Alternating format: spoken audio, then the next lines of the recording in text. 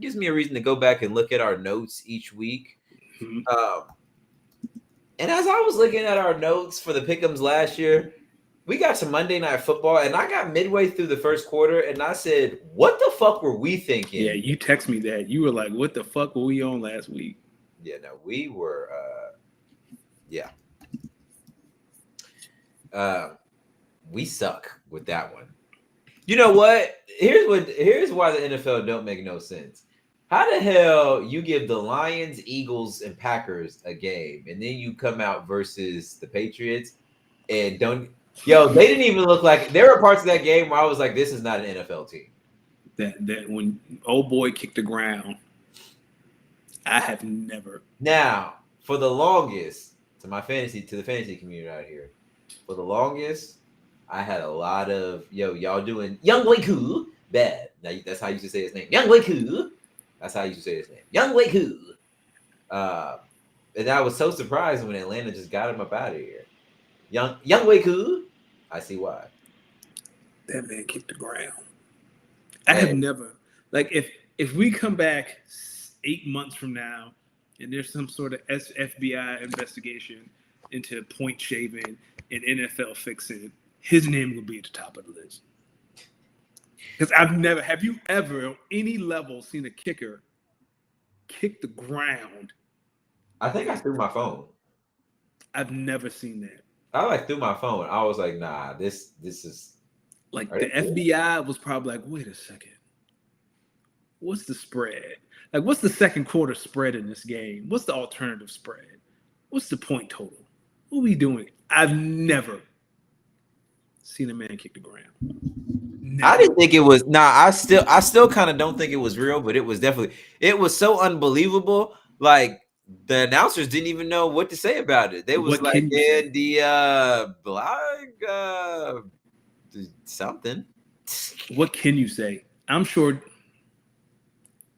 you have high school kids who've never done that. Kids who are kicking for the first time ever never kicked the ground. I've never seen it. That was one of the worst displays. It was almost as bad as what I saw the Eagles do on Friday. Buddy, that was I was nasty. like, yo, y'all know y'all had a whole football game to play. Disgusting. Like that loss to me was worse than the Cowboys loss. Because the The Bears were down to like their sixth linebacker. Listen, between y'all and the Steelers, something about them Pennsylvania teams, they got embarrassed deep in the trenches.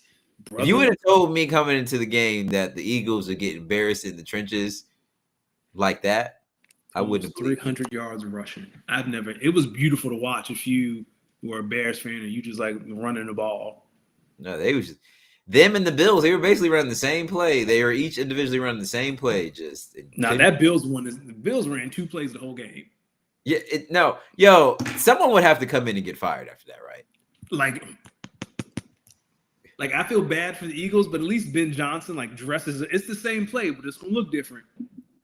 They would, group is gonna be different motions. It's gonna be stuff to make it look cute. Nah, the Bills is like, nah, we're gonna line up like this. We're gonna run it over there. We're gonna run it. It was like 27 times they ran that play. We running at TJ, and you ain't gonna do nothing about it. Highest paid. That's the highest paid defense in the league. And they ran at TJ the whole night. Where TJ? That's the same when teams play Eagles. Where Dory Jackson at? We throwing over there. It don't matter who it is. Where Dory. The Bears weren't doing a lot of passing. They were just running. They were just. Man, that's why I texted you. I was like, "Yo, is Jordan Davis on the field? Like, what is?" He wasn't. It was Jalen Carter. So, one thing I love about Amazon is they give you the all 22 in real time. Like you can watch the main broadcast, you can watch the Spanish, and you can watch the next gen stat broadcast. Do you watch the next gen stat broadcast? I just usually watch the regular. Okay, so the next gen is like it's essentially all 22. And buddy, Jalen Carter, I don't know who you're gonna be asking for money from in a month and a half, but I know they're gonna be from Howie. Is he up for a new deal? Oh yeah, Jalen can get paid. Jalen Carter can get paid this offseason. Not for me. The way the Bears were throwing him around. How's he been this season? He got suspended game 1. Yeah, it's been flashes, right? He dealt with some injuries and some conditioning stuff beginning of the year, and then like week 5 to like week 9, like he's been dominant. But then like that Thursday night Giants game, they threw him around. This Bears game, they threw him around. I don't know if he's dealing with like an underlying injury. I don't think he is. Packers didn't throw him around. The Packers didn't. The Packers did okay against him, but there's a clip. I'll send it. I'll see if I can send it to you. But yeah, there are just plays like he's getting double teamed and like legit thrown out the club. Like get the fuck out of here. That shouldn't happen to Jalen Carter. You're supposed to be the top 5 D tackle. You don't see Dexter Lawrence getting thrown out the club. I don't know, man. What I watched yesterday was Dexter Lawrence is on the field. I'm just so confused by the Giants because they gave so many good teams a run, and then like how you just go and get embarrassed like that. And like Jackson, at least the Commanders against the Broncos put up a fight, and it's like they're a professional football team. I'm so glad I traded Jackson Dart. He not gonna last 3 years, dog. Yo, I was in multiple fantasy group chats yesterday. Like, yo, no, they need to put Jameis back in. I'm so glad I traded Jackson. I mean, I was in the second quarter saying they just need to put Jameis back in. They'll move the ball if they put Jameis back in. Like the way the hits he takes for and I traded for Jaden Daniels, right? Jaden Daniels is injury prone. I get it, but Jaden don't be taking the risk that Jackson takes. Like Jackson be like, I don't care. Like that hit on the sideline yesterday, dog, just get out of bounds. It was a legal hit. Like, dog, just get out of bounds. He got depleted. He got Troy and Joe were like, whoa. Yo, I was watching that. I was like, good Lord, Jackson Dart. You can't be taking hits like that, big dog. I know you young and invincible. Look, didn't his lineman kind of get to trying to jack somebody up? And I'm sitting there like, nah, you got to go get your quarterback and talk. But as a lineman, like you kind of got to do it, but you don't want to because they knew that was a legal hit. They probably been preaching to Jackson for weeks. Hey, man, just get out of bounds. Don't take these hits. And he's like, he just don't sliding by diving head first. He not gonna last 2-3 years playing like this. You tried to trade him to me talking about you want that Jackson Dart Malik Neighbors connection. No, I don't. You fucking kidding me? I got Bo Nix. Bo Nix ass, he'll stay in the pocket. Bo Nix clean. And the crazy thing about Jackson Dart is Russell Wilson is still on that team. If there's anyone, Jameis Winston's still on the team. No, I'm saying I'm not talking about playing. Russell Wilson's probably the best quarterback ever running and not taking hits. Right? Like you have the master who can teach you how to run the ball without taking unnecessary hits. Yeah, if you can Russell dog, I ain't got nothing for you. Yeah, nobody trying to listen to damn Russell Wilson. I ain't got nothing. Say what you want about him. He corny, whatever. Broncos country, let's ride. Yeah, that game. I went to bed after they made that. I was like, I'm not watching this shit no more. I'm tired. How embarrassing. What? That I went to bed? Nah, well, a little bit, but I'm just talking about that game last night. Like I got lucky. That game won me a fantasy game, but it lost me some other ones.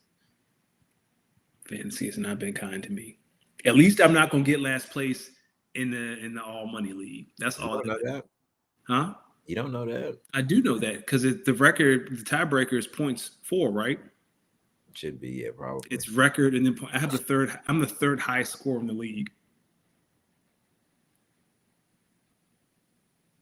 There you go, brother. So I should be good. Listen, that league is so interesting. Like anyone's still up for the playoff team's already set. Which everything's set. Again, I want to let everyone know I've been in this league obviously every year, and I have managed to make the playoffs every single year. It's not impressive because I haven't won yet. So now it makes me mad, but I'm still fighting for it. I'm angry because like my team caught on late. Like I've won like 4 or 5 in a row, but the hole was too deep. Like I couldn't dig myself out. Like I'm just playing. Lost last week, so prior to that, like I had won like 4 or 5 in a row. But I just couldn't dig myself out. But I'm not going to be in last place, so I'll take it. And Bam surprisingly can get out of Who knows? Listen, ladies and gentlemen, welcome to episode 206 of the Speak On It podcast. You already know when you see this Nas fade, it can only be one brother, the good brother, Los D Mix, joined every Tuesday by the smoothest bald head on the East Coast, Mr. Danny Ocean. How we doing, my brother? Shade this morning. I'm doing great. This is going to be a you and I were talking beforehand. It's going to be a very busy week for me. The next 2.5 nights. But I'm going to be Bob the Builder. Bob the Builder head boy. Yo, listen, I found this Instagram account a few days ago. This dude is like a hood nostalgia historian. He just showing pictures and he said, boy, if you ain't ever some. So he was on there the other day. First he was talking about, let me ask you something. I know you're a little bit old, but I think you went to high school post Jim Crow. So black and white folks was definitely in school together. Okay. I assume. They definitely. You remember the days when we was passing the notes and the letters, the love letters we used to back in the school. Oh yeah. And so if you used to get one folded up with your name on it, talked about that. It's okay. This one's universal. He talked about like it's either the 30 or the 50 bag of chips that comes with like Lay's, Fritos, Doritos. He was like, yo, this shit right here. This shit always came with mad Fritos and mad plain Lay's. So this was, you had about an hour to get them Cheetos and them Doritos, or you was left with them fucking Lay's and them Fritos. Can you relate to that one? Yes, I hate plain potato. Plain potato chips are for old people.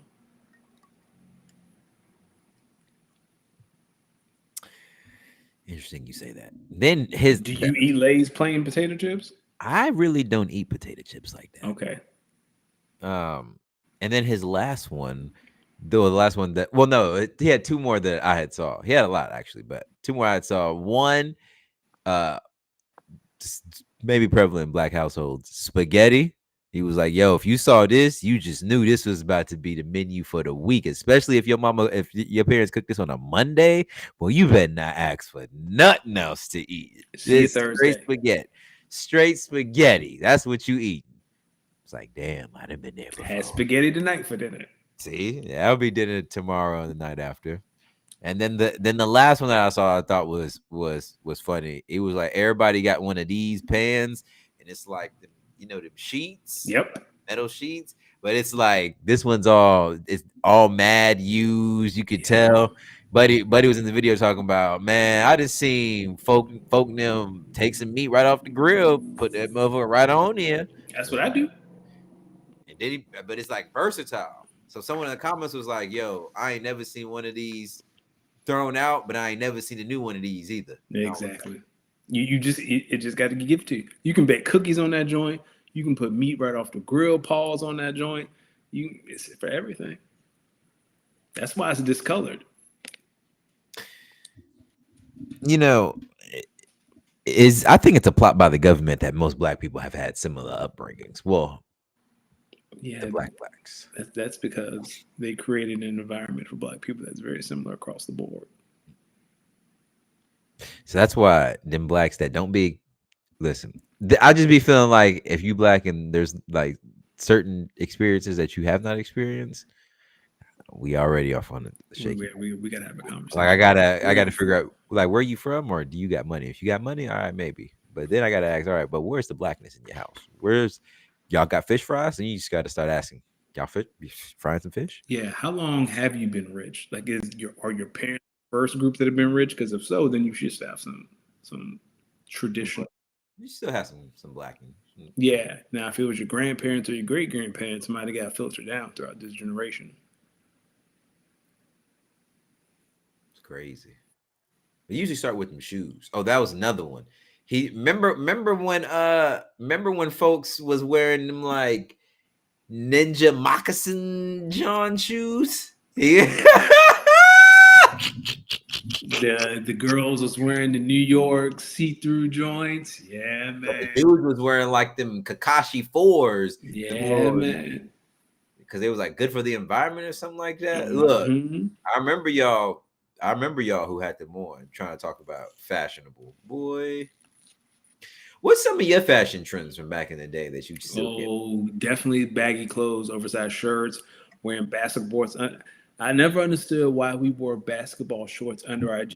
Like a hoop session can break out anywhere. Like Because it someone could. What you talking about? It could. or someone will roll out a hoop at the food court in the mall and be like, check up. Never know when you need it. Never know when you might have you to. just never know. Look, you never know. Headbands, do-rags. Wait, hold on. I still pop up sometimes in the do-rag. Like on but for you, your do-rag, you roll the back up, right? No. So you have it hanging. Pause. Oh wait, you mean like I tie it up? Don't I tie it up? Yeah. Yeah, of course. That's why I got it back on. in the day, you would tie it and it would just flow. How the hell would you know, Baldy? I used to have braids. I had braids. Is Bam in here? Bam, if you're in here, let him know. I used to have long, beautiful hair. I'm dead serious. I'll see if I can find a picture. No, on my Instagram page, the profile pic is of me in 6th grade with braids. Oh, 6th grade, brother. That was damn near 30 years ago. I cut my hair in 8th grade because this lady in the grocery store said my mom had a beautiful daughter, and I was like, "Yep, time to cut it." I got my hair cut that weekend, dog. I was like, that's how long my hair was. All right, so instead of just getting a regular fade, you cut the whole thing off? No. I got a fade. Like I went and got a haircut, like a traditional haircut. Man, but that was the thing that triggered it. Was an old lady was like, "Oh, I was with my mom and my sister, and this old lady was like, 'You have 2 beautiful daughters.'" And I called, and I got home, and I was like, "Dad, I need to go to the barbershop." Man, you could have just freaked it a little bit. Could have just Nah. I was like, "I'm good." My dad, he didn't like that I had cornrows. He was like, "Oh, great, we can go right now." Man, that was culture. What are you talking about? That was culture. Yeah, my dad was a little afraid. Not a little afraid. He was concerned, right? Because Iverson was in. Everyone had braids, finger bands, listening to rap music. He was like, ugh. And the braids were expensive. It was $20 every 2 weeks to get my hair braided. Did y'all do the thing where you would like cuff your pants, but by rolling them? Yeah. Okay. I did that a little bit. Yeah. I'm trying to think. Velour suits, the Sean John. Oh yeah, man. The baby blue Sean John velour suit did numbers. What about the Bapes? Did y'all have Bapes? Yep, the Bapes. We had some kids who were from Richmond who like that was their thing, like the Bapes. I wasn't a big Bape guy. I liked the Bape jackets because it had like it was a knockoff. It was a teal one with the monkey on it, the monkeys on it. Yeah, Bape was big. Vizu was big. Okay. All right. Listen. Fat Albert Fubu numbers, record numbers. Fubu jerseys, record numbers. That was back in the day when the girls had the juicy jeans. Yeah, the apple bottoms, the juicy jeans, the jersey dresses. The jersey dresses. I do remember the jersey dresses. Listen, fashion has come a long way. Now everyone's dressing like SGA. Listen. No offense to SGA. It's just not for me. Hey, sometimes SGA be fly. Sometimes, but sometimes I don't know. What's this trend with men wearing see-through stuff? I don't know, man. You don't think you want to wear something see-through? And cats wearing fishnet. Do what you do, man. If that's what's in right now, because I'm sure once upon a time someone looked at me and was like, "Why are your jeans 3 sizes too big?" So who am I? Wait, but didn't you tell me you used to wear fishnet? No, I've never told you that. I think I definitely heard you. Must be confusing me with somebody else. I've never you foul. You a foul. You definitely talked about how you used to rock the fishnet back in the day. You foul. I can't believe you. Maybe that's somebody else. I'm sorry. Yeah, that may be somebody else. Yeah, well, I've never worn fishnet. No, you sure? Desire. Positive. I feel like you had like what was that, spring break? No. You said all right. No, I used to wear pink for like Cameron, but never fishnet. Yeah, you had the pink fishnet. No. Let's talk about football. You out here spreading lies. I'm glad Bam not in here. Oh no, we talking about a brother who probably really wearing the fishnet. And Bam, hey, Bam got his fishnet hooked up to that painting by Keely. You know? What's up, Kyle? What's up, Kyle? We already talked about Monday Night Football. Listen, the fact that me and you got up in front of our peoples and said we really think the Giants are going to win this game, and both confidently said it. Shame on us. Shame on us. I'm glad both of us got that wrong. Listen, people, sometimes I'll be wrong. Week 13 in the NFL, Thanksgiving week, a great week for football and food and family and fantasy. A lot of F's. Yeah, a lot of F's. Crazy. Let's start with the Thanksgiving games. I mean, start out right there at 1:00 since Kyle's here. Listen, it's a great day. A couple years ago, there was a time when Packers couldn't beat the Lions. Now, feels like all is regular in the world. Because guess what the Packers did? They handled the Lions. They handled the Lions and completed the season sweep. Got him out of here. Bring out the brooms. Bring out the brooms. Talk your talk. Told y'all, Lions, it's a new division. And it is a new division. It is a new division. The Bears, they might be legit. We'll talk about them in a second. But right now. Now, do you think Amon-Ra getting hurt early in the game had any effect on that? Because if I were... injuries happen. What are we talking about? Packers got injured. We didn't come out that game completely healthy. Don't talk about it.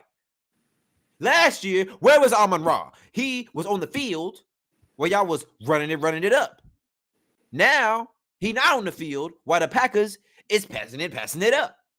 Amon-Ra ain't out there playing defense. No, I heard what y'all Lions DBs was saying. What was they saying?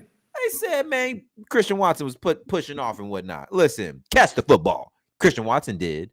What we talking about? What we talking about? Let them know. What we talking about? Amon-Ra was out there doing the Trump dance. Huh? Ever since he did that, it has been downhill for Amon-Ra. Let's talk about it. Ever since he did that, they lost to the Eagles. He gets hurt against the Packers. Let that be. Kyle said it.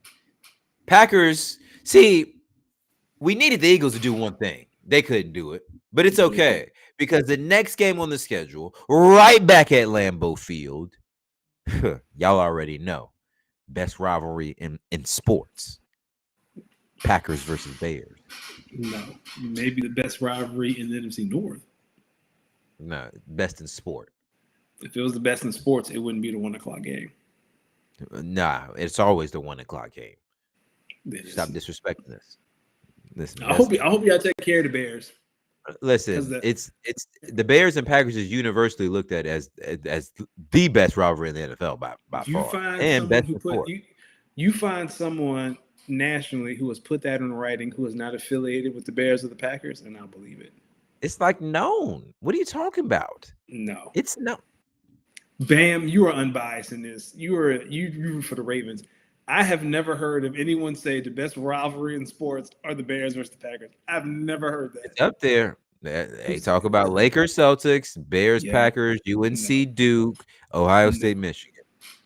If it was that good, like I said, it would not be the 1:00 game. Yeah.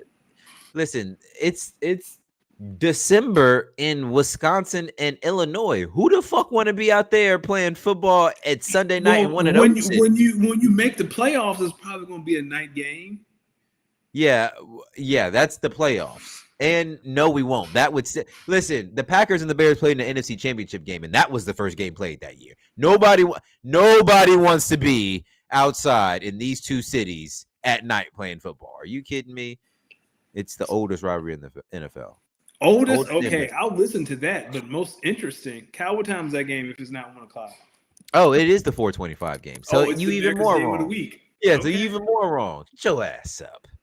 Oh And stop no, talking. no. December 20th is the Sunday night game in Chicago. Okay. So you even more wrong. I'm not more wrong. That is not the bigger no. Bears Packers probably don't crack top 10. Easily does. What are you talking about? Probably don't. It cracks the top 10 and it's not 2, it's 1. What are we talking about? Okay. But it hasn't really been much of a Ravens rivalry. Steelers is a bigger rivalry. That's a lie. It hasn't been as much of a rivalry because the Bears haven't been good. Like Aaron Rodgers said recently, when he came into the league, the Bears were leading the all-time series. When he left the league, when he left the team, the Packers are leading this rivalry.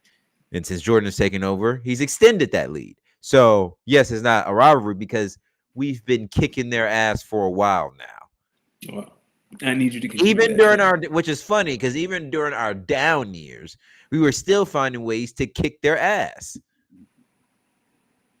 Yeah, that's right because the Eagles and Commanders play at 5 because I'll be at that game. Thank you, Kyle, on the 20th. Thank you, NFL. They flexed that today.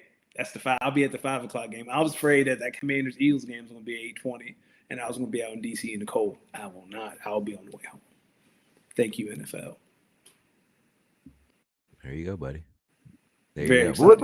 We'll talk about that later, but just know the Packers. Yeah, I think. Listen, top 3 team in the NFC. Easy. That's not the NFC kind of weak for real. It feels like anyone could take it except the Eagles. So hold on. So when the Eagles start showing they true ass, now the NFC weak. I didn't say it was weak. I said it was wide open. Yeah, because y'all not the champions that y'all thought y'all were, and LA is the Rams licking their chops. No, the Rams couldn't even beat Carolina. Shout out to Carolina. I know we're gonna talk about that. Did a big favor. Yeah, Cal said, to my point, the Bears-Packers rivalry was the biggest in the 40s. You know what's going on in the 40s? Segregation. Y'all bore me with this. So y'all gonna talk about what? Chiefs-Bills better rivalry right now? No, hell no. Cowboys-Eagles not better? Cowboys-Eagles, both games gonna be prime time. Yeah, because everybody want to see Ravens, either Steelers, Cowboys, wrong. Eagles, Nope. Commanders. No. Let's see. Chiefs, Raiders. No. What are we talking about here? What do you mean? The Bears and Packers are a better rivalry than all of those. I would disagree. Well, listen. I would say Packers-Lions is bigger than Packers-Bears.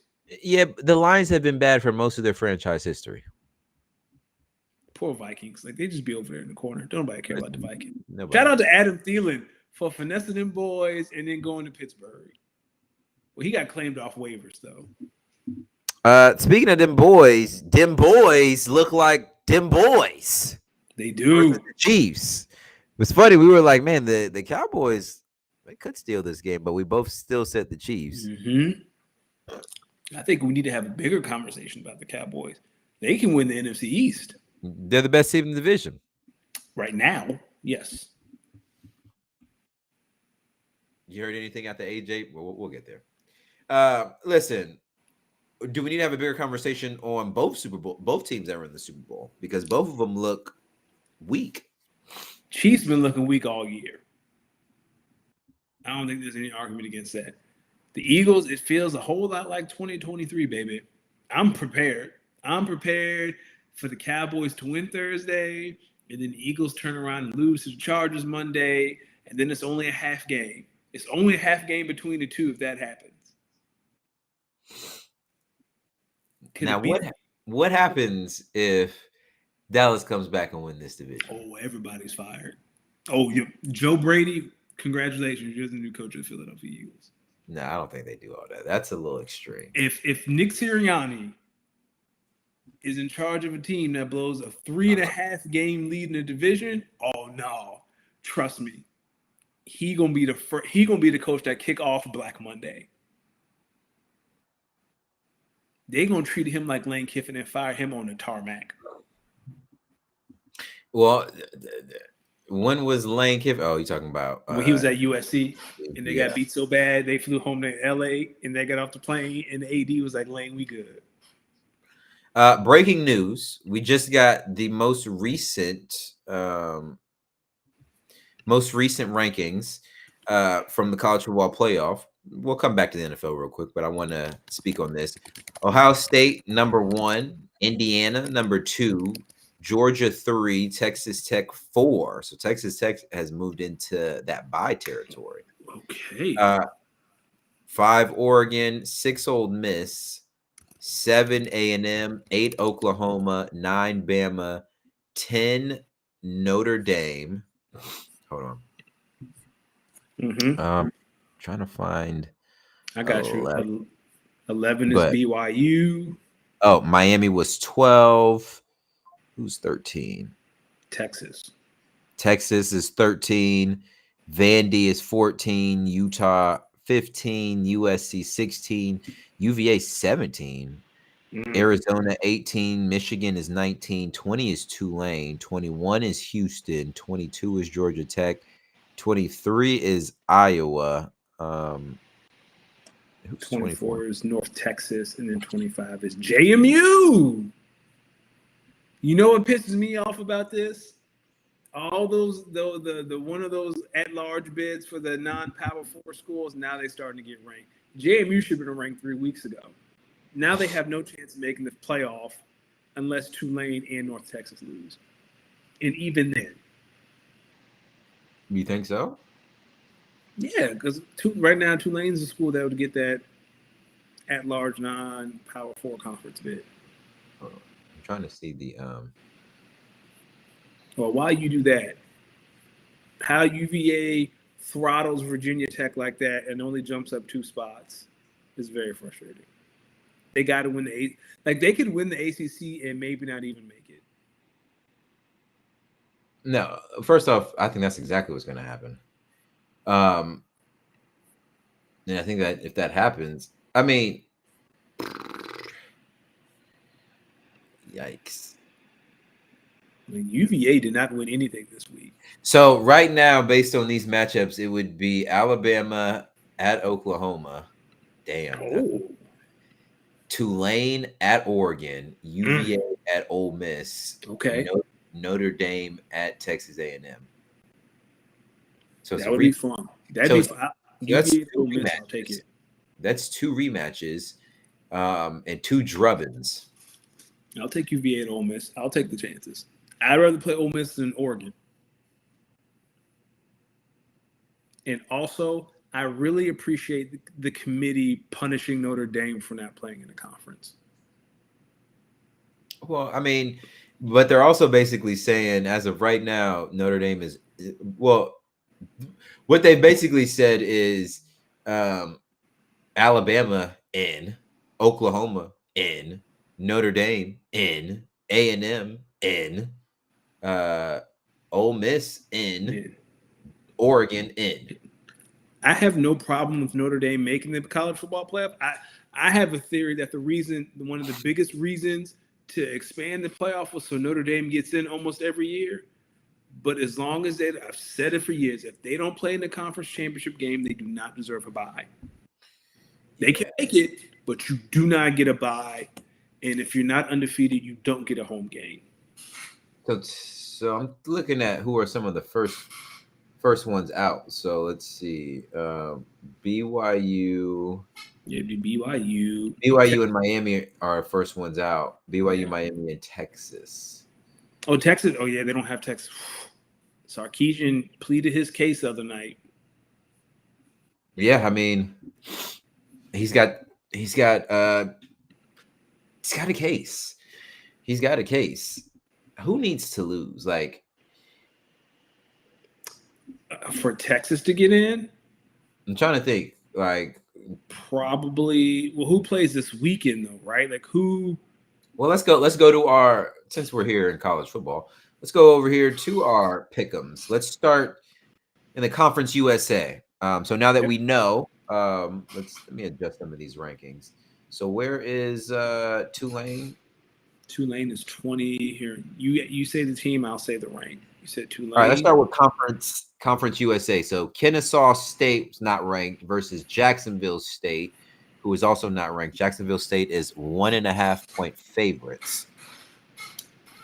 Since it's at a neutral site, I'll take Kennesaw State. Actually, is it at a neutral site? Some of these, it's weird. I learned this through the NCAA football game. Some of these are played on campus. Yeah, like I know JMU this weekend is on campus. Yeah, let's see. It's in Amherst Stadium in Jacksonville, Alabama. So this is at Jacksonville State. Oh, it's at Jacksonville State. I take that back. Give me Jacksonville State. That explains why they're 1.5-point favorites. Conference USA has fallen off a hill in the past 5 years. I'll go Kennesaw State. I like Kennesaw State. 2-point, point and a half dog. I'll take them to win by field goal. Yeah, that's a push. That's essentially a push. Yeah. Oh. Here we go. That American Conference Championship game. That's also going to be Friday. This one's going to be at Yeoman Stadium, so it's going to be at Tulane. Okay. So North Texas 24, and then Tulane is 20. Who you got in this one? This is going to be interesting. I got Tulane. The winner of this game is getting that at-large bid. Like JMU might. I'm not saying that it's over for JMU, but I don't know what JMU can do to get that final at-large bid. I'm going to go North Texas. I'm Okay. going to go North Texas. Where do they have the? Let's see. They have the committee. The committee has them as 20. JMU is 25. Yeah. Like there's no there. Yeah. So yeah. JMU finds their way in. Unless they look dominant, though. If they go out there and look dominant. Yeah. So what do you think? What do you think? Because both are ranked over JMU. So even if North Texas dominates or squeaks in, it'll be North Texas. Whoever wins this game is going to the college football playoff. Well, I guess we'll see. I like North Texas. That's a good one. That's a good point, though. Here we go. A little Maction. Not Tulane. Miami of Ohio versus that Western Michigan team I told you about last week. Yeah, you did. Now this one's in Michigan, right? This one's at Ford Field in Michigan. Detroit. Yeah, I mean it might as well be a home game for Western Michigan. Give me Miami, Ohio. Okay. I'm going to go with Western Michigan again. I'm going to regret that pick, but I like what I saw from Western Michigan last week versus their rival. So I'm gonna stick with them. Now BYU, they are still ranked 11th, and now Texas Tech is now ranked 4 with a bye. I mean, they saw how them boys went up to Morgantown, West Virginia, and put a smacking on them. They beat the shit out of the boys. Do you think BYU wins the rematch? I think BYU is still fighting for their playoff lives to get in. I think Texas Tech is in regardless. Be BYU. Ooh, okay. I think BYU. The BYU coach was flirting with Penn State. The Penn State job today. He said he's coming back to BYU. I think that just adds an extra shot in the arm for a team that's trying to get into the playoff.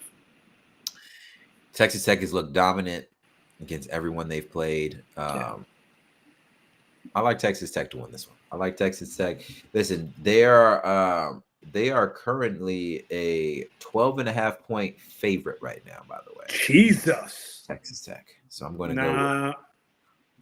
Take that back. Put in Tech. 12.5 points? Yeah, brother. They haven't been... Their games haven't been close. I know, but at 12.5 points against a top 15 opponent? Texas Tech, neutral field? That's crazy. Mm-hmm.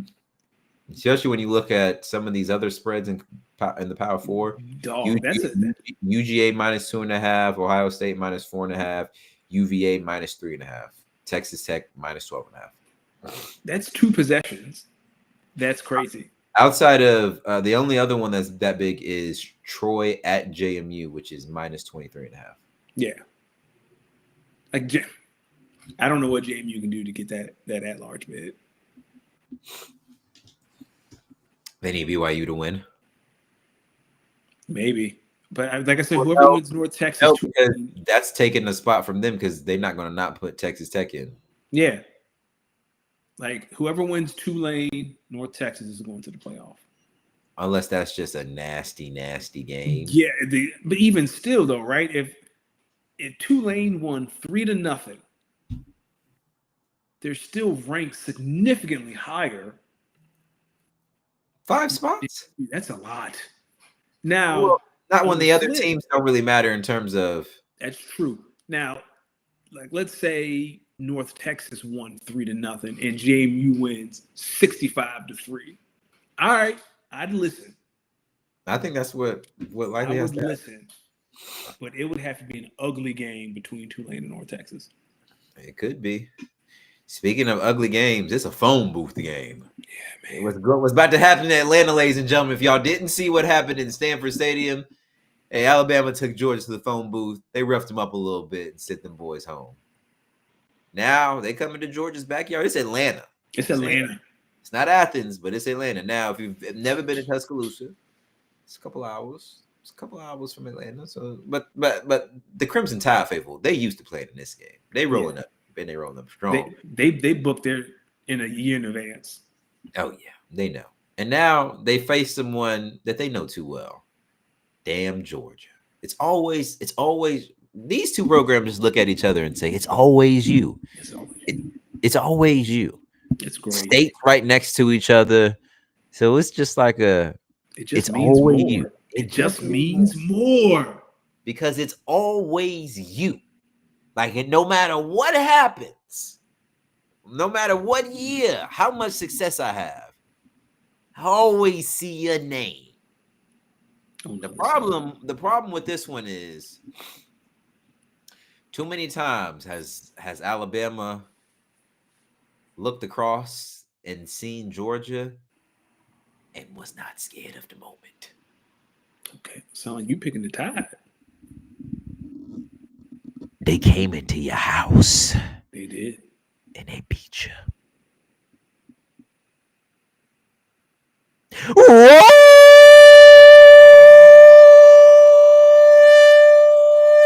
Tide, baby. Give me the damn Tide. I'm rolling with the Tide on this one, but a close one. Blitz, Bama, Blitz. 27-20. Blitz, Bama, Blitz. Roll Tide. Oh, yeah. I'm going UGA 21-17.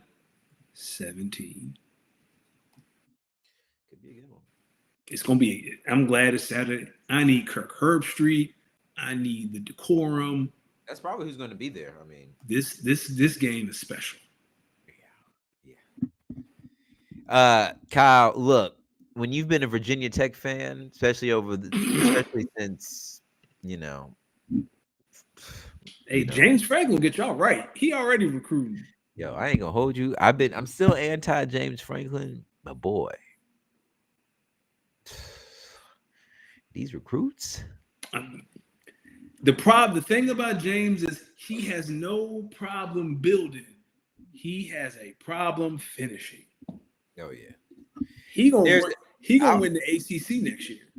I was actually telling the coworker this because they were like, "How do you feel about the James Franklin hire?" And I was like, "I'm not the most excited for it." And then I was like, honestly, this is a 100% direct result of UVA getting good this year in football. I promise you, they always been cool with UVA being a good basketball school, good baseball school, which is not anymore. But when UVA got good in football, that was when Tech brass had to look around and said, I promise you, that was what put them over the edge to go ahead and sign that whole $250 million thing for, like, they literally said, look, We can be decent at, we can be mediocre at some sports and concede that to them. But this one, no. I think Indiana has ruined college football on that front. We've talked about this before. You have programs who are have tradition and all that stuff, and they look across and see if Indiana can find a way to be undefeated, why can't we? Same thing with Virginia Tech, right? Well, everyone in America could have hired Kirk Cignetti. I'm just saying, like, this new landscape of college football with the portal, I think we're going to see coaches get fired sooner, which we did LSU, all these open jobs, because they looked and said, how can Indiana figure it out and you can't? Well, one, Kirk Cignetti's a really good coach, guys. Like, I promise you, if you know ball, Kirk Cignetti's been a really good coach. One. Two, this is why. They're saying how much money is in the sport, and it just trumps college basketball so fast. And schools are having to look at it as an investment. These kids want to go to these schools because they want to experience these football programs and like these rides. And I just feel like, yo, if you want to get more attendance to the school and more money, first team you got to get good. It's football team. 100%. And if you're going to look at any program, they're definitely going to say, well, look at Alabama. When they built what they built, it started with where? Football team. Then when Clemson became what they did, football team. Like, that's why some of these Blue Bloods want to get back to how it was, because of when Miami football team. We've been waiting for the U is back, and now here they are. Can't even make their own conference. That's because they were Adidas. But the point was, Virginia Tech looked and said, if UVA can figure it out. No, they literally said no. They can be good at a lot of sports, but as soon as they get better than us at football, no. Well, that's too damn bad. Well, yeah, for this year. But what's going to be fun? We'll get there. Listen, Bam talking, and I saw that comment about the mothers. Now, Bam, it's been a sad day for Michigan. Anything last couple sad couple of days, unless you're a Pistons fan, which I don't suspect Bam to be a Pistons fan. I think he is. I think Bam is a Pistons fan. Well, if he's a Pistons Bam fan, actually used to live near the Palace. Well, if he is a Pistons fan, congratulations! What a hell of a team they have. Great team. But the Wolverines, boy, that ass whooping was coming, and we saw it. Let me ask you a question. That first Michigan drive, that first run, he ripped it for 30 yards. That first pick from Saying, were you squirming a little bit? I sat there and said, ain't no fucking way these do that. Like, that first run, I was like, ain't no way. Saying through that pick, I said, nah, dog, not like this. Ain't no way. But then when, look, you start watching enough of the game, it's like, okay. Yeah, no, this team's way better. And the more I watched this game, I was like, all right, the only team that looked even a smidge competitive against these guys, Texas. So then I'm sitting there like, mind you, Texas just won last night. I'm literally sitting there saying, well, shit, Sark might be fucking right. Sark might be. Look, yo, their defense basically gives up 9 points a game. 8 or 9 points. That's it. Is that why you're picking Ohio State over Indiana? Listen, this one's a tough one. I really like Kirk Cignetti.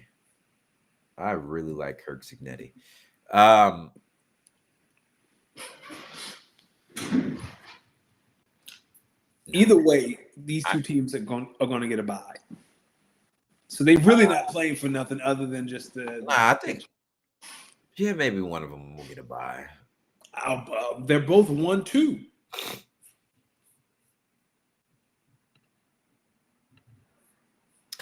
Unless someone gets blown out. If someone gets blown out, then we can talk. But if it's competitive, what's the spread? We said 2.5, 3.5? 4.5 Ohio State. 4.5 Ohio State? Yeah. If it's a competitive game, both of them get that bye. All right, who you going with then? I'm going with Indiana. I want to pick Ohio State.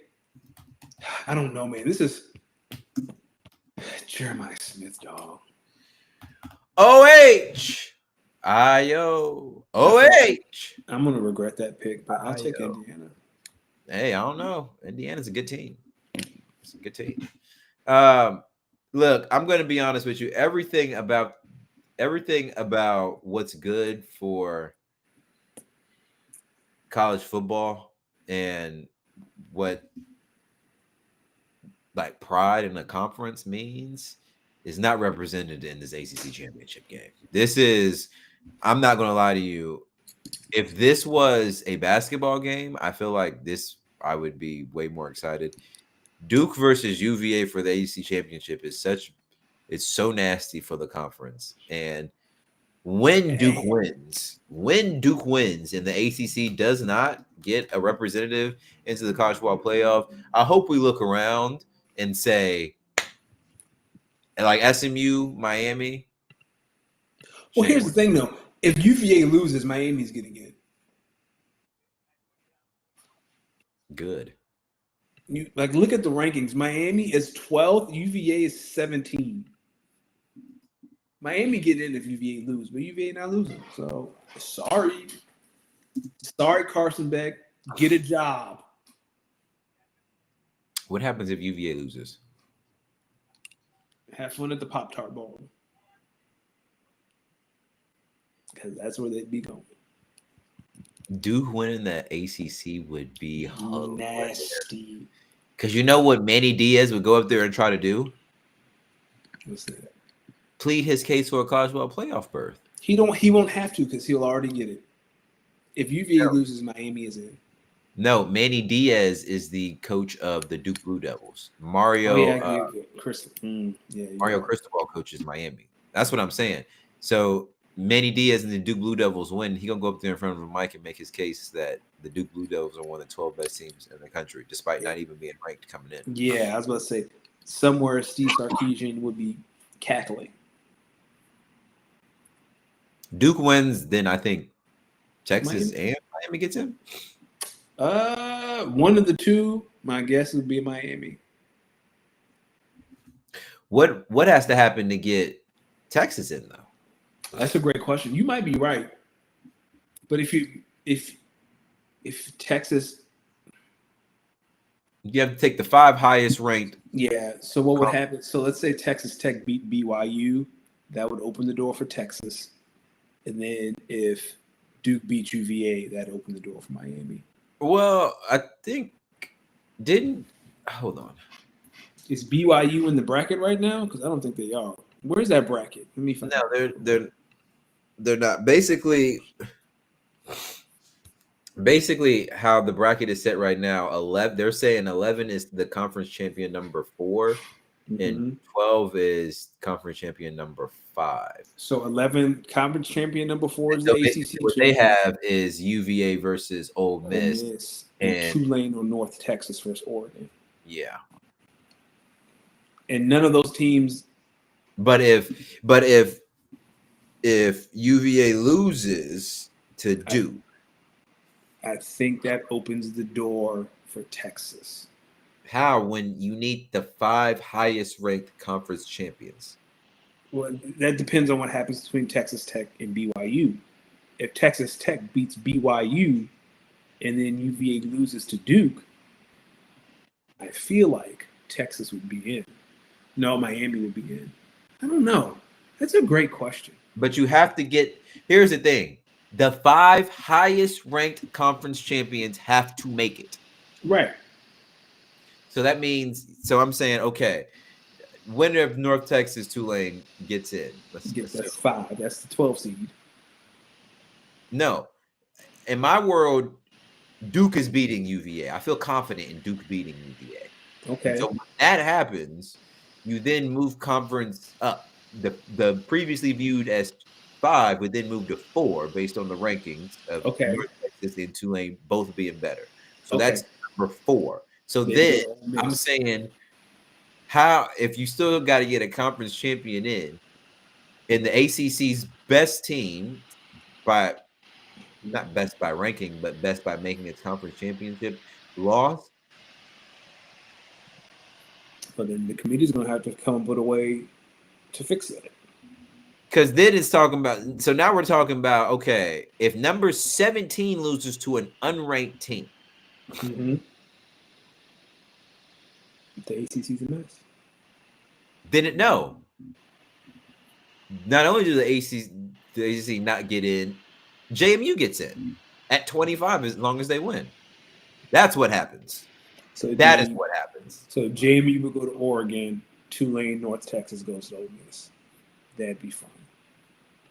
And now I want all y'all, when those games happen, I want y'all to come back and tell me that a 16-team playoff didn't make sense. Well, it's not because UVA's gonna win. So don't matter. No. I'm gonna be honest with you. Actually, the more I think about it, the more confident I am that Duke is about to beat you. Okay. I see it. What bowl game is Virginia Tech playing in all honesty? Because y'all had 6 wins, right? No, you were like 4 or 3, whatever. Listen, we're playing the James Franklin Invitational Bowl. Hey, dog, I was in on baby Jalen Hurts at the beginning of the year, but man, he's some ass. Good riddance. He need to get a job fast. Speaking of football and people who play it for a job, let's go back to the NFL. I don't think we got to talk about that final Thanksgiving game where Joe Cool came back for his first game back and beat the Ravens? Beat a black man? on Thanksgiving. Not only beat him. Beat him. I'm sitting there thinking this got some racial implications behind it. This is a little racy. Because it was in Baltimore too, right?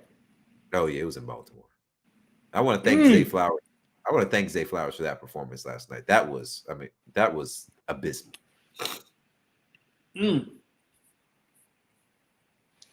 Hey, AFC North, second or third best division to watch every single year. Why? Because it's just always some tomfoolery. Yeah, AFC North is tomfoolery capital of the world. Nah, not beyond that NFC East. That NFC East is true tomfoolery. Nah, I wouldn't say that. I would say yes, what are yo dog? Do you watch that is your division? You tell me you don't. Comes on tonight at 9:00. I'm not watching. Idiot. Yeah, I might have to be in there. Are you kidding me? The NFC East is by far like that. The NFC East is by far the most comical division. Week in, week out, most comical. I am so concerned about some of the things that HBO has picked up this season in the Eagles locker room. I'm concerned. You thought the AJ Brown stuff. I know he probably doesn't say some shit. Listen. You know this is the last year of AJ Brown on this team. Right? Yeah, I know. I've already prepped that he's gone. He's going to be a Patriot next year. Patriot? Mike Vrabel's going to move heaven and earth to get him back because Mike Vrabel didn't want to trade him in the first place. Patriot? Did you go watch the video of when they told Mike Vrabel they traded AJ Brown to Philadelphia? Go find the clip.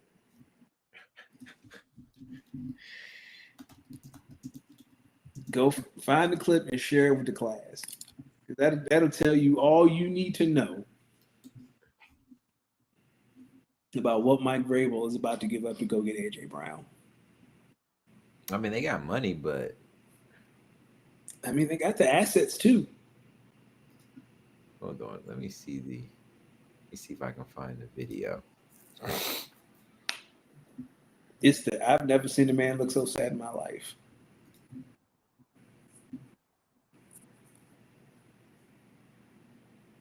Hold on. Sorry. You're fine. Oh, Bam. Well, you do that. Bam's talking about Barb. I thought he was talking about Stranger Things. Do you watch Stranger Things? I do not, but someone was talking to me about it recently. Okay. I watch it. Yeah, Bam's seen it. It is hilarious.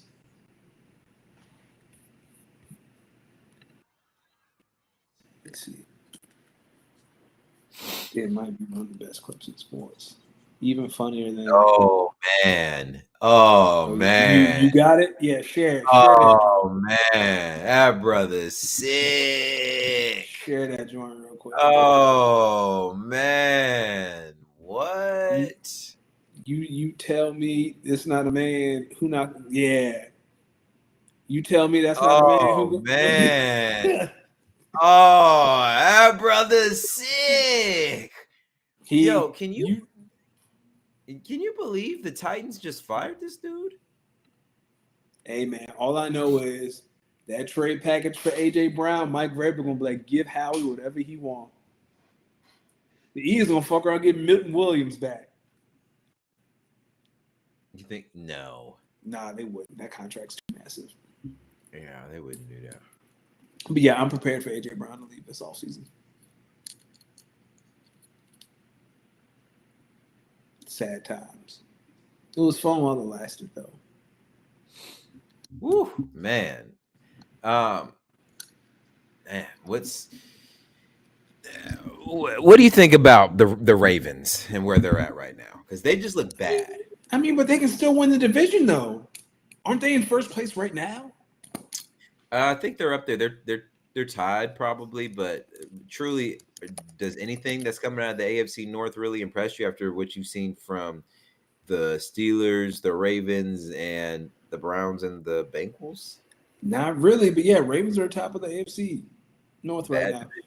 No, I mean, if the playoffs were to start, they'd be the 4 seed. Who's the 5 seed right now? Hold on. Probably the Chargers. Yeah. Well, shit, you might actually win the game. Justin Herbert broke his hand. Yeah, it's the Chargers. Yeah. Okay. Who you taking, Justin Herbert or Lamar Jackson? In Baltimore. I take Lamar. I'm taking Lamar. I'm definitely taking Lamar. So shit. If you would have told Ravens fans week 3 you're gonna make the playoffs and win a playoff game, I'm sure they'd be like, that's perfectly okay. Yeah, based off this season, or they would have said we need help. Or they would have said we need help. It's crazy that not only are the Chiefs they're not even in the hunt. They stink. Like we could have a playoff without Patrick, Joe's never there.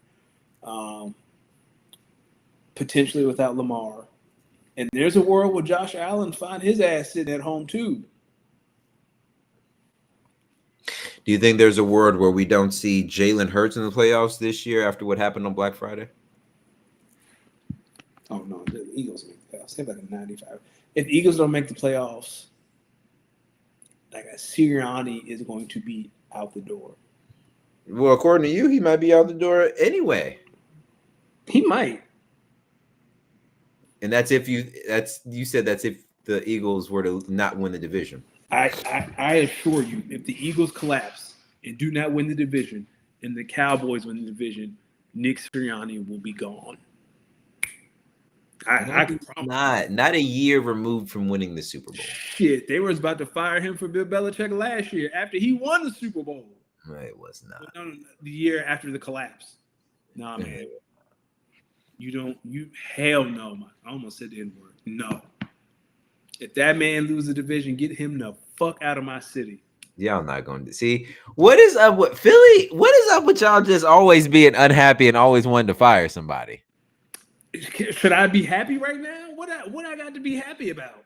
Your team is still in first place. They still 8-4. They're the 3 seed. The Rams lost. I know the Bears throttled the Eagles, and props to them. I still think they fugazi. They still have a negative point differential. Maybe they don't have a negative point differential after that. Now, when I said I think the Packers are fugazi, I think the Eagles are fugazi, even though the Packers lost to them. It was, I had an opportunity. Every chance. I mean, how many more times do you need to see it? Yo, y'all had it. Y'all had 60 minutes. The Packers have lost 3 in a row to Philadelphia. Like this is over time. This is okay. Okay. All right. Well, let's talk about the time that is today. And y'all had 60 minutes and couldn't get it done. They couldn't get it done. But if we played the Bears again, I think we'd win. I don't. Not after what I saw. Yo, offensively, y'all are. It's like I'm sitting at home and I'm telling myself, calling out the next plays for the Eagles. Do you know the most frustrating thing about that offense is when they're down big, they finally unlock that. Like it's like, oh, you remember AJ Brown as an employee.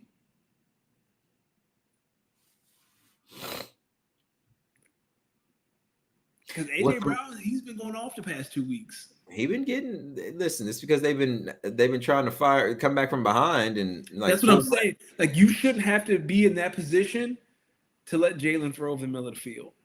And if I got to see this same Jalen Hurts ass face every time he throw an interception, it just pisses me off, brother. It's not the lights. It's not the lights. It's not the visor. Stop licking your lips. Oh no, that's Jordan Love. When Jordan Love started licking his lips, that's Jalen Hurts. He be doing the Jordan Love go from one corner to the other. He lick his whole chin like a windshield wiper. You know he about to do something stupid. Hey, yo. Does he not? God. There's got to be another way you can say that. That's Bam level of zest. Every time he lick his lips in the pocket, he about to do something real stupid right now. Wasn't it Bam that sent like a crazy gif or meme in the fantasy chat one time? Bam be sending a lot of crazy shit in that chat. I've been trying to get him kicked out the league for years now. Some of the shit he be saying. Did he send some dude in a shower or some shit like that? I think that's what I think that's what I'm referring to. Nah. The Panthers beat the Rams. They're still tied with the Bucks for the division lead, but a lot of people are saying this is one of the most impressive victories this season. Yeah. Did you watch that game? It was raining. Yeah. They had Matt Stafford in 2 interceptions. I mean, Puka had that catch. Devontae got his. I was just impressed by the Panthers. Like is J.C. Horn the best corner in the NFL? No, but he up there. Listen, I'm just so happy that I really spoke greatness into Bryce Young. Oh, that was you? Nah, I think Greg will take credit for that. Greg ain't do nothing. Yeah. I think Greg been at the altar of Bryce Young for 3 years now. Listen, I believe he. And what's funny was I watched Greg's Instagram story. He was at that game where the Panthers played the Rams. Really, he was out there. Not the Rams, the Niners. Oh. He went to the game when they played the Niners because I think he lived out there, and that was a drubbing. And then the very next game, they come out and beat the Rams. It was like, all right, crazy. Yo, it doesn't make any sense. The Panthers beat the Packers and beat the Rams, 2 teams that could very well be in the NFC Championship game. But they have also gotten waxed by the Niners and the Bills. So who are they? I don't know, man. But they did the NFC a favor. Like the 1 seed is still in play, potentially.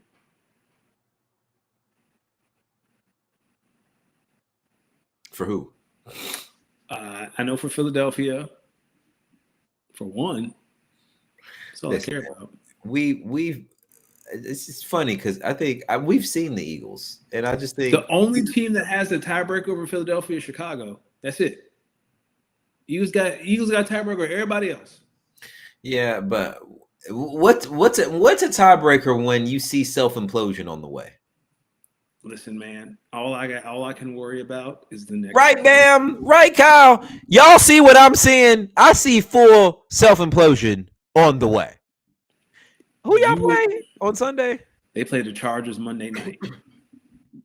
Listen, let the Eagles go down 10 points to a Justin Herbertless team in LA on a Monday. Oh, I'm setting it. To Trey Lance. They lucky it's in LA because if that happened in Philadelphia, I set the whole block on fire. Fuck it. I want to let everyone know Monday night, the Chargers are just going to run and play action, and they're going to go up 10-0 on the Eagles. The Eagles might come back and win that game 17-10, but I promise you, it will be the hardest 17 points that they are going to score all season. And after this game, frustrations are going to come out like never before because in no world should you struggle to beat a Justin Herbertless Chargers team. But the Eagles are about to.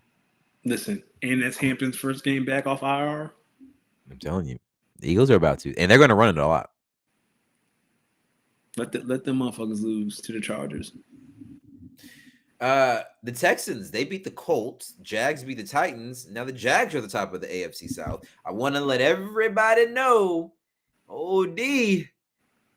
here's are my playoff teams. Chiefs, Baltimore, Chiefs, Ravens, Bills, Jags, Chargers, Steelers, Broncos. All I'm missing on here are the Patriots, who look like they're about to replace the Chiefs. And the rest of these teams, Could still make the playoffs. Let me see. What were my teams? Hold on. Yours were. Bottom. Yeah, it's at the bottom. Go ahead. I'm sorry.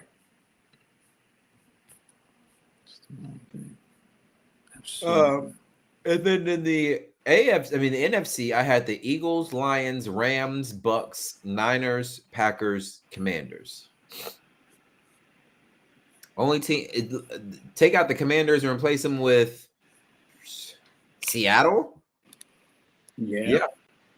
And I think I got the playoff teams right. I gotta keep going. Well, for me, I had the Packers as the and the Bears.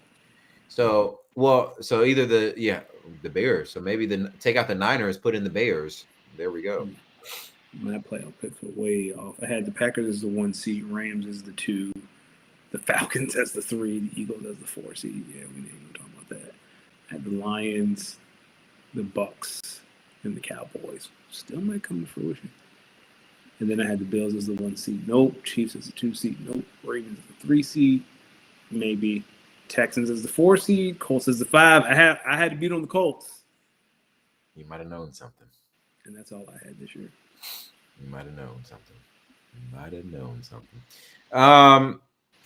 What else? Jets win their 3rd game of the season, which, listen, anytime the Jets win now, I just we got to report on it. We got to support black men. Go ahead, Aaron Glenn. Speaking of supporting black men, Jettas, I'm going to just pray for you, brother. No one's talking about Jettas asking for a trade. He just as frustrated as AJ. Yeah, but like Justin's quarterback isn't a Super Bowl MVP. Howie. Right. I want to let the world know it is not Justin Jefferson's fault. But if y'all saw some of the plays Max Rosemer was out there, he was just frustrated with JJ. It just who? Jettas. No, I'm talking. Max Rosemer was the QB. I know. I'm just saying. Like even if JJ was there, Jettas was frustrated. These QBs for the Vikings are so inaccurate. I wonder how in the world they let Sam Darnold leave that building. I don't know, man. But I know one thing, Howie. If AJ out here asking for a trade, go get Jettas. What? Yo. Trade AJ for Jettas.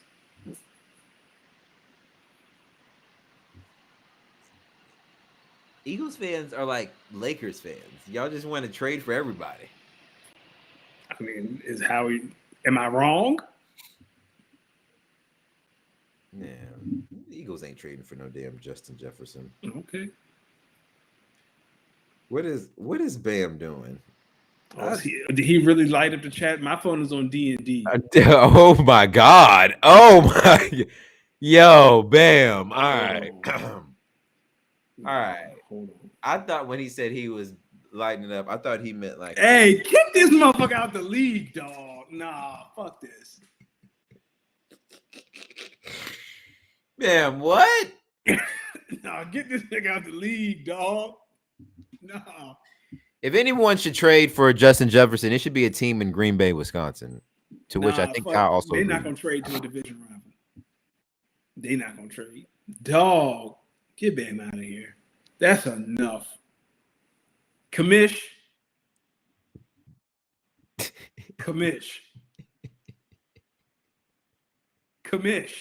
We need you to step in. What's wrong with him? What's wrong with him? He a nasty dog.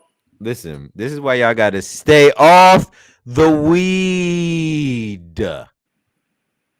Get this shit out of my dog. We gotta throw him out of here. What you about to do? You trying to see if you can throw him out of here?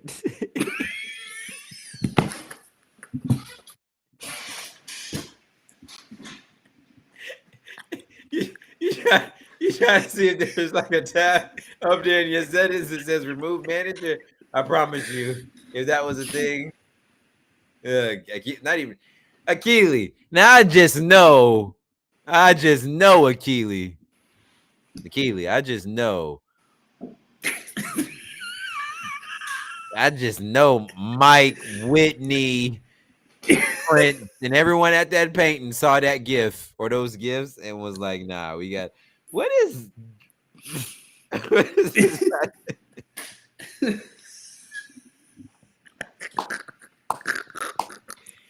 Yo, something's wrong with Bam. Listen, all right, ladies and gentlemen, it's time for our Week 14 NFL Pick'ems. I want everyone to know that the early lead that yours truly had has now evaporated, and this is a full-on tie. 72-63, and one tie. Danny and I. Danny, great picks by you. Bengals, Jets, Bucks, and Seahawks. I just knew the Bills were about to go into Pittsburgh and do something nasty. I just knew it. This should be a really good week. This is the last regular season week for fantasy, which we'll talk about after these pick'ems. But this is the last week of buys too, so Yeah. important. All right, here we go. Thursday night football. The two traditional Thanksgiving teams meet up in a Thursday night matchup. Cowboys versus Lions. Who you got? I can't pick against the Cowboys, especially against a Lions team that's probably not going to have Amon-Ra full strength. The defense is hurt. I can't pick. I'm not picking against the Cowboys. Look, sometimes when your best wide receiver is out, the best thing you can do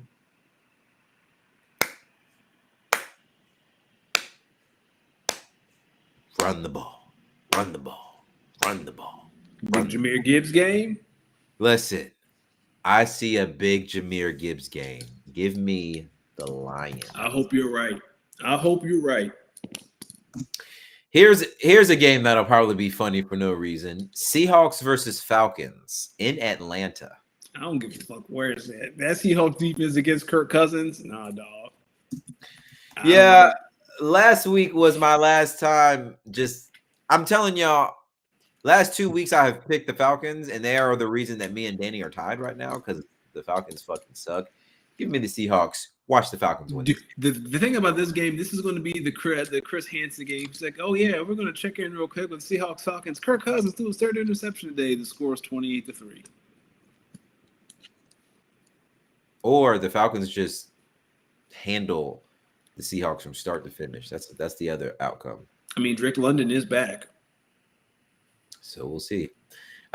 Here's one. Could be a playoff game, maybe, depending on how this thing leads. Mm-hmm. Joe Burrow traveling to Buffalo to play Josh Allen and the Bills. Bengals versus Bills. Who you got? Bills, but very close. Bills because they can run the ball. That's it. Oof. Yeah, like if you pick the Bengals, I would completely understand. Because the Bills defense, no boy, no. Like, who has the worst defense? That's how I broke it. Who has the worst defense? The Bengals have the worst defense. Bengals, listen, they've won their last 3 or 4 that Joe Burrow has started. And, I know the Bengals, I'm going to go with the Bills. Bills at home. I'm going to go with the Bills. Here we go. 2 top 5 picks right here. Winner gets a win. Loser gets closer to number 1 overall. Titans, Browns. I'm picking the Browns just because of the defense. Cam Ward is the most sacked quarterback in the NFL. Yeah, buddy. Myles Garrett getting very close to that sack number. I mean, that sack record he's going for. He has 19. He's looking to go for 25. The record is 22.5. Give me the Browns. And he might get that shit on Sunday for real. Give me 2 Myles Garrett sacks. He gets to 21. I think he might break it Sunday. If that happens, Lord have mercy. Here's a funny one. Commanders, this has been a silent story that maybe I just haven't been paying attention to on the internet. The Commanders are really high-key considering bringing back Jaden Daniels. And he's been ramping up as if he wants to return. Mm-hmm. Commanders versus Vikings this weekend. They haven't ruled him out yet. Give me the Commanders, but Jaden Daniels should not touch a football field for the rest of the year. But I get it. He's going the Joe Burrow route. If I'm a football player, I'm gonna play. Yada yada yada. That's cool. This is when the adults need to step in.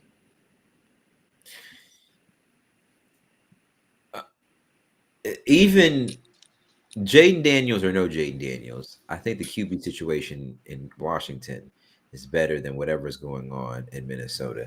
Give me the Commanders to win this game.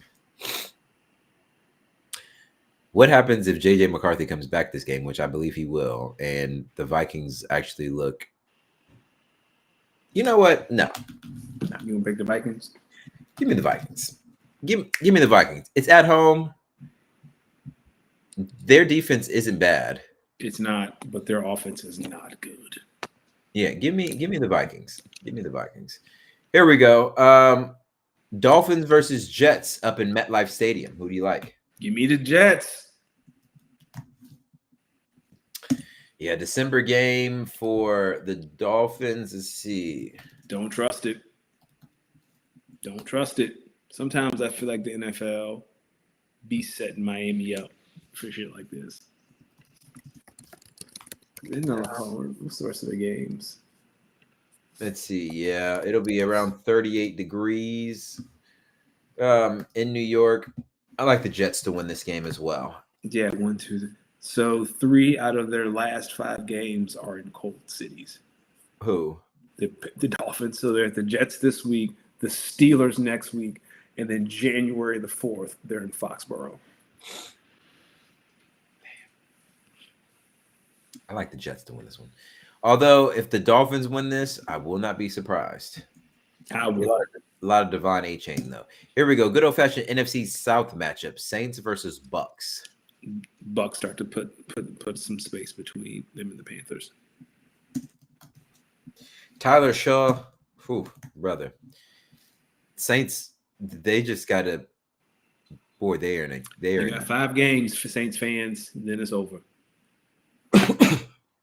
You think their suffering can finally stop? You're almost there. You're almost home. I like the Bucks to win that one too. I don't think it'll be close either. Here we go. A little AFC South. Colts versus Jags. Give me the Colts.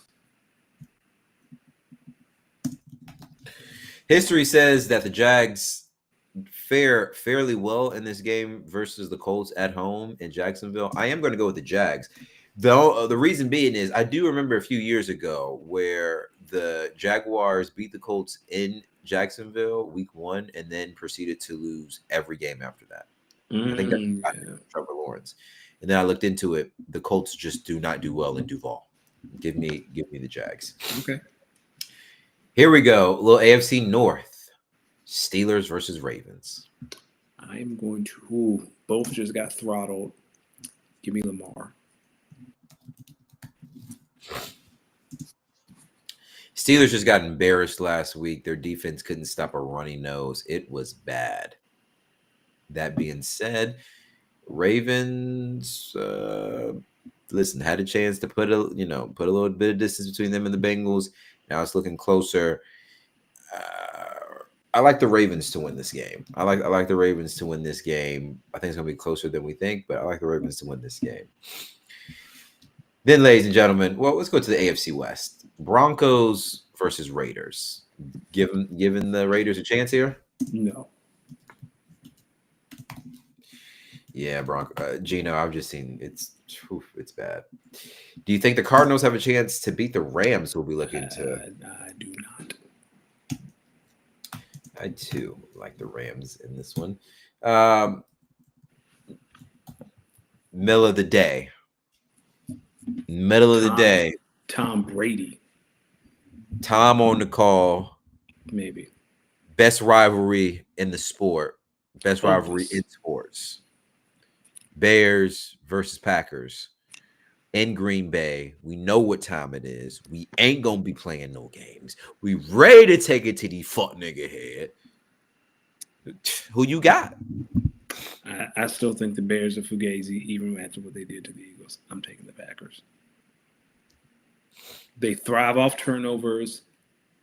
I don't think they have a point differential anymore after that Eagles game. But if Jordan Love and the Packers take care of the ball, I think they can win. I'm going to let everyone know right now. You already know I'm picking the squad. But I want to add in a little bit extra. Like my boy Aaron Rodgers said, when he came into the league, the Bears had the all-time lead. But since he's left the team, come on now. The Bears, they don't even lead the series no more. It's the Packers. Y'all need to do y'all research on Folk and them grave. I said on Folk and them grave. Y'all need to do y'all research. First off, the best rivalry in the sport is not Steelers Ravens. Both of these fan bases completely fucking hate their teams right now. They definitely can't be the best rivalry in the sport. You don't even like your fucking team.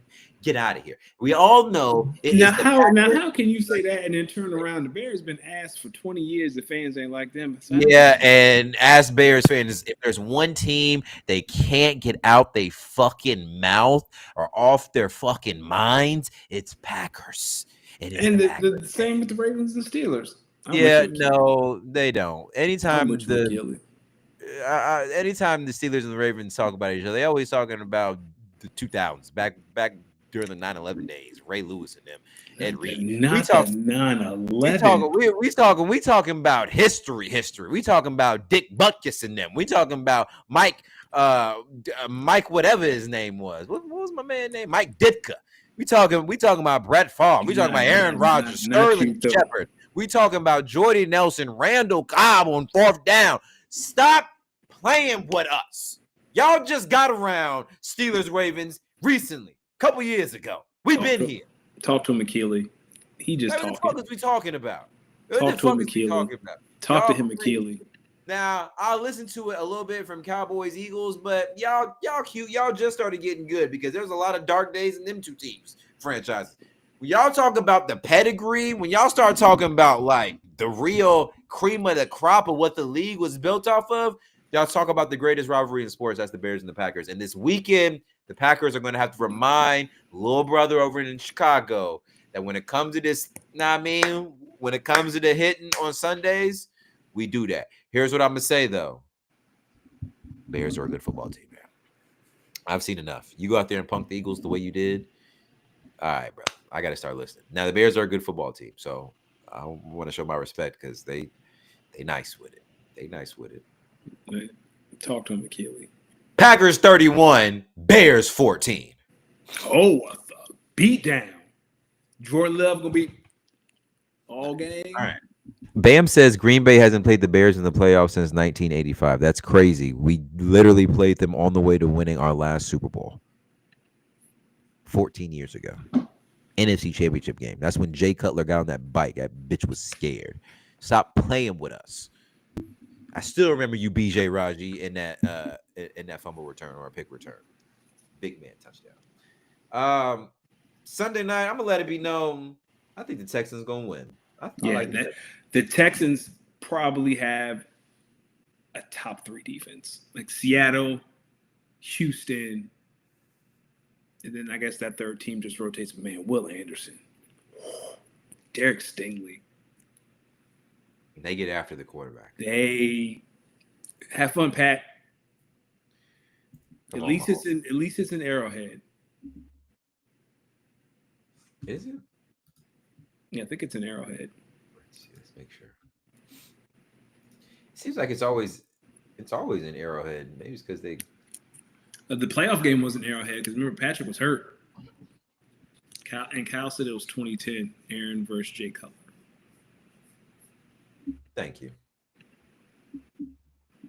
Let them know. Yeah, it is an Arrowhead. Yeah, show ass up. Show it. Well, but, listen. Yeah, it was probably before that. We probably had never played them before in the NFC Championship game. Now, the Steelers haven't won a playoff game since like Trump's first term, and the Ravens, all they do is lose to Patty. So, what are we talking about? In the Ravens' defense, that's what everyone does in the AFC. They just before that, they couldn't beat Tom. Yeah, that's true. The Ravens play the Steelers quite often in the playoffs. Oh, yeah, that wild card thing where like one of y'all will be the 4th seed because AFC North is so bad, and the other one is so bad but equally as bad until they get the 5 seed or they get the whatever seed. Y'all end up playing each other first round. Yeah, I got you. Listen, man. What are we talking about here? Listen, Bears Packers best rivalry in sports. Danny, tell me why you think the Eagles are winning on Monday. Because the Chargers aren't good. That's all I got. That's all I got. I told y'all earlier, the Chargers are going to be leading this game 10-0. What's going to happen is after they go up 10-0, the Eagles are going to come out. They're going to punt again. But when the Chargers get the ball back, they're going to turn it over, and the Eagles are going to score, and they're going to score again, and they're going to go maybe most of the second half, and then they're going to score one more touchdown toward the end, so it looks more convincing than it was. What it is. Listen, Kevin Patullo, you don't have to wait until you're down to throw AJ the ball or to throw in breaking routes. You can do that in the first quarter. I saw somewhere that his house got egged. It did. That was insane. Like, y'all gotta chill. Apparently it was like some teenagers. Like, yo, y'all gotta chill. All right, now if he come egg y'all house with bullets, who wrong?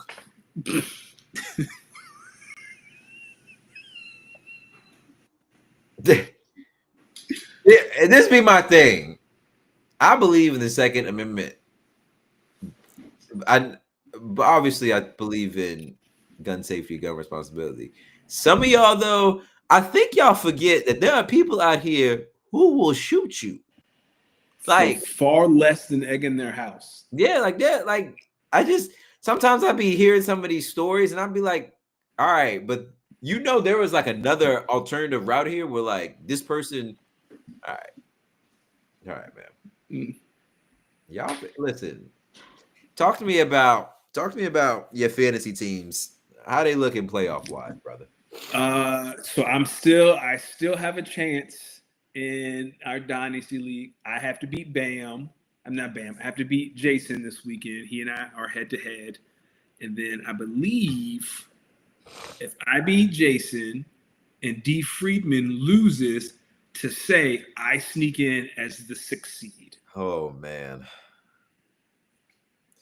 But I don't know. I think Jason has the tiebreaker because if he loses, he'd be 5-9. I'd be 5-9. But he has more points than me. Yeah, the points will come. That'll be the come. Yeah, I don't think I've swept Jason this year because that wouldn't matter. It's just record, right? The first tiebreaker is points. Wait, the first tiebreaker record against the? Are we talking about dynasty? Yeah, in our dynasty league because I'm playing Jason. Jason's the last playoff seed. He is 5-8. Nah, it'll be points if it comes down. He'll win then, so it don't matter. So then I'm out. Then why am I not eliminated then? Because there is a possibility you might have an offensive explosion, and he basically puts up a dud in which you score. True.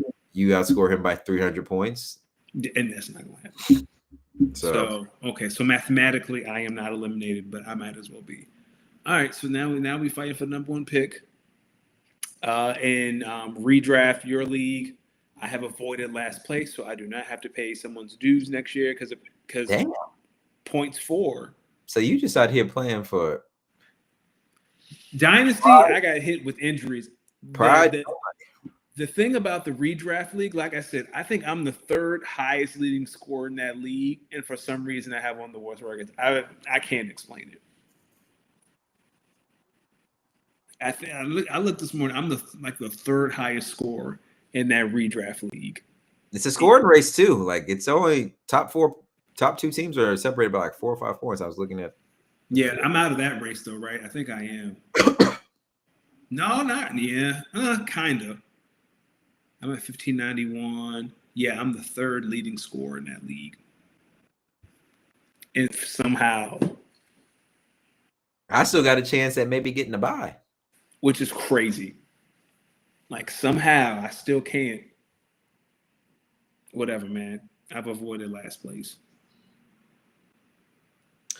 Look, 9 leagues.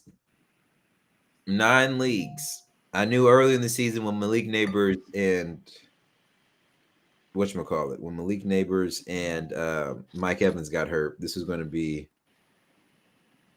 a long season. Literally. My last win was against Kyle in week 2 when Malik Neighbors was playing. Like you've been in hell. Like Malik Neighbors won. I'm literally looking at the week. Like we won week 2. I beat Kyle, and since then I went on. I have lost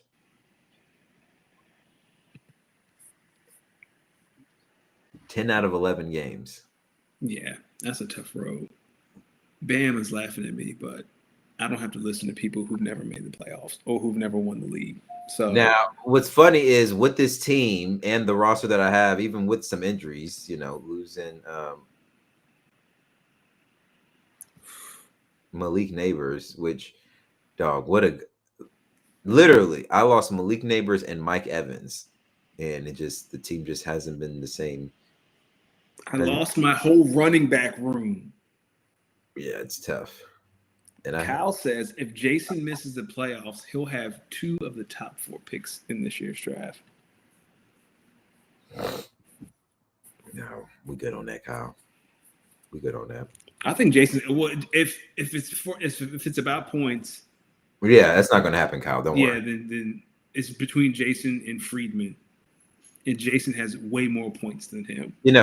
Y'all, the bottom 4 teams are the bottom 4 teams in the Dynasty League. That's very frustrating because Hampton's going to come back, and I'm going to get the number 1 overall pick, and I'm going to be very upset. No, you're not. Yeah, I'm not. But still. And we should also enjoy that this is the last time the whatchamacallits will be set up like this. The draft order will be set like this. So let us rejoice. We are going to participate in the last ever graceful first. Yeah. Cal said he's in 14 leagues. He's only been eliminated in 2, and he's clinched a playoff in 6. Kyle. I'm in 9 leagues. Let me look at this. I'm in 9 leagues. I've clinched the playoffs in 4 of them, and in 2 of those leagues, I have buys. It's a lot of 7 and 6 teams. Literally, I think I have it's a bunch of 7 and 6 teams. 7 and 6 or 6 and 7. So I have 1 6 and 7 team, 1 7 and 6 team, 1 7 and 6 team. Another 7 and 6 team, and a couple of 9 and 4 teams. Yeah, this team. Look, my RSO team, that team with Jettas that I built the salary cap around. Yeah, brother, we've lost a couple in a row, and I'm just trying to hold on. I just need a win. I need a win to get a bye in that league, and then in another league, I'm pretty sure I've clinched, but I need someone to lose so I can, because there's 3 teams tied for 9 wins. So if one of those teams loses and I win, I get a chance at a bye myself. So I'm trying to get as many buys as I can. It's gonna be tough. It's gonna be tough. But I think there is a world where I can at least take. I'm aiming for 6 playoff teams. 7 is the goal. If I can get 8, we cooking with good money. One day you'll be back in the playoffs, Las Vegas Horn Ducks. Not gonna be this year, but it's okay because what y'all have left me with is another top 4 pick. And with that, a pick that is more valuable in our Superflex league, where not a lot of people have a quality 3rd quarterback. I think everyone has a good 2, but very few people have 3. And I feel like in the Superflex, you need 3. I have 3: Bo Nix, Jared Goff. I'm saying like most people don't. Yeah, I'm sitting there looking, and I'm like, man, top 4. I mean, I might have to really take best player available. If I get number 1 overall pick, I think I know who I'm going to pick. Although that is a position where I don't know if I need more BPA. Huh? BPA. Yeah, but I have I have managed to get a stable of good running backs, even with trading Chase Brown, Devon A. Chain, Quinshon Junkins, Ramondre, Jordan Mason. Maybe I can get one more. We got 4 picks this year. Devin Neal might be better than I think. I still can't believe I got 2 first-round picks from Marvin Harrison.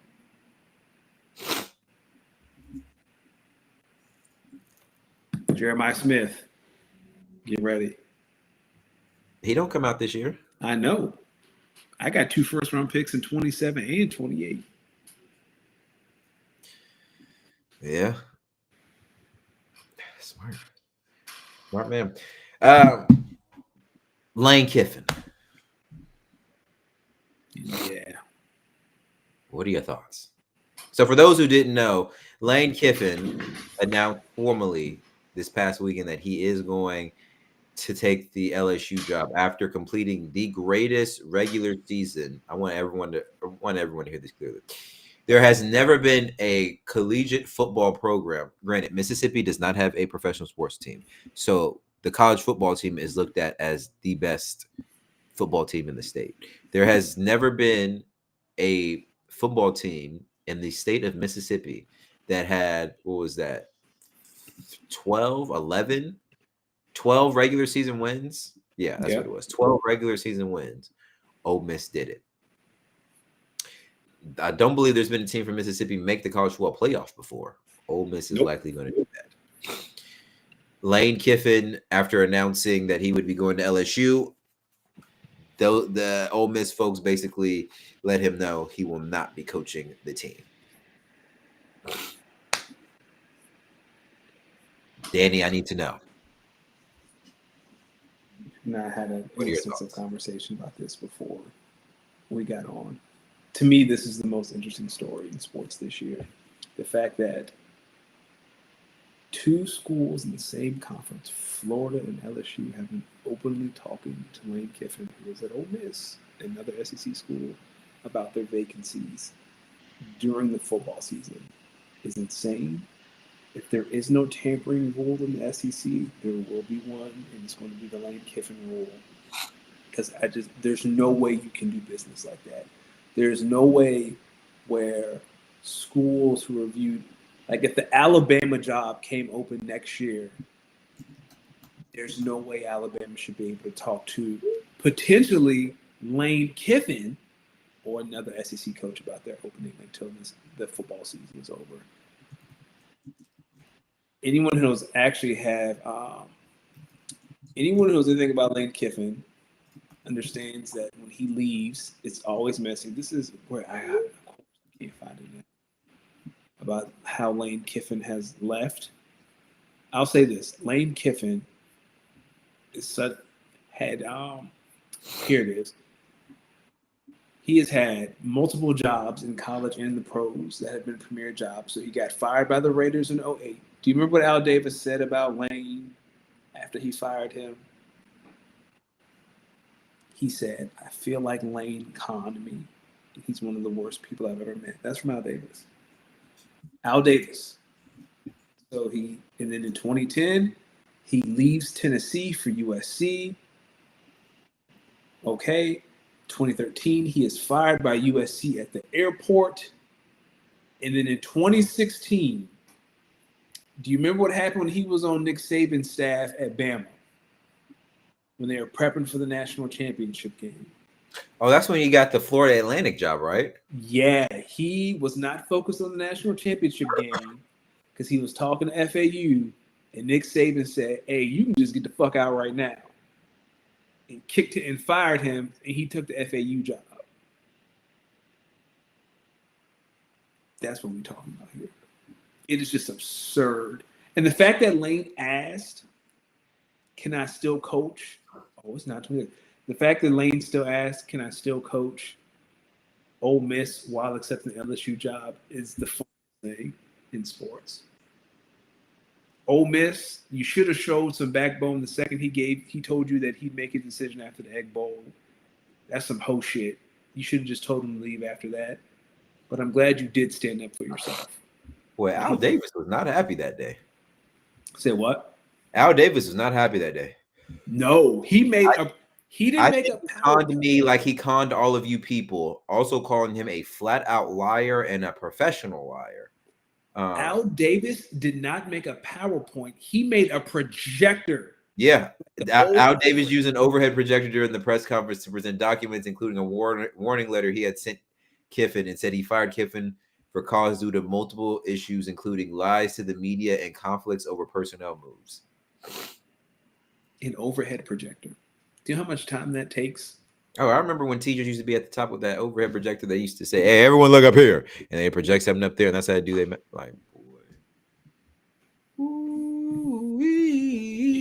Do you have any thoughts, D, before we get out of here? Listen, I'm in the middle. I think the current calendar for college football doesn't really put the best emphasis on this, but I get it. There's not a lot of coaches year in and year out who are moving. This will always and forever affect a small number. Here's what I would say. Lane Kiffin has an interesting way of leaving. As someone who also sometimes has an interesting way of leaving, I find that interesting. Here's what I would say. I came into this thinking Lane Kiffin was going to stay. Then when I start thinking about it more, it's like, man, and then you start listening to some of the things you're hearing. You're hearing him at press conferences basically say it really wasn't about the money I was getting, because he was going to get paid regardless whether he stayed at Ole Miss or LSU. This came down to how much money are the players going to get paid. So if you're a player, you're already like, all right, well, dude wants me to get money, or he wants his team to get money. I'm not mad at that. Are you mad at that? Never mad at someone getting the bag. It's just so.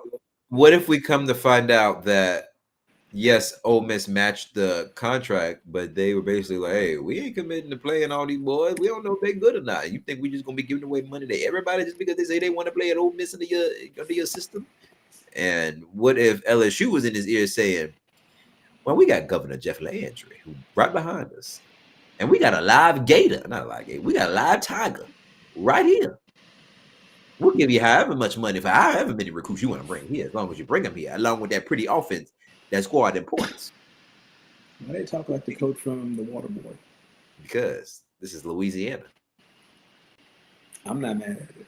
It's just always funny how Lane Kiffin leaves. But we've known that he's been flirting with LSU. That's the thing. If there's not a tampering rule, there will be one this time next year. How do you enforce it, though? You can't have this happen ever again in your conference. Oh, but it will.